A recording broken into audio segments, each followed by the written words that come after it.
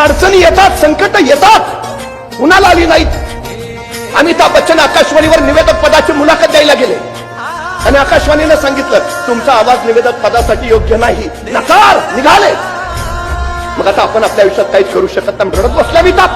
नाही, आवाजच मी हिंदुस्थानचा आवाज बनवेन. आज आवाजाचे बेताज बादशाह म्हणून अमिताभ बच्चनचं नाव घेतलं जातं. कुणी काही म्हणू दे तुम्हाला, तुला जमणार नाही. लैशा तुला जमणार नाही, मला जमेल.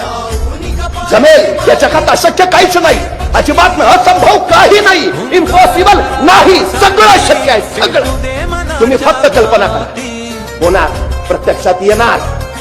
माणसाच्या मनाच्या कल्पनेत इतकी ताकद आहे की जे मनी बसे ते स्वप्नी दिसे नव्हे ते प्रत्यक्षातही असे. ही सगळ्यात मोठी मनाची ताकद आहे.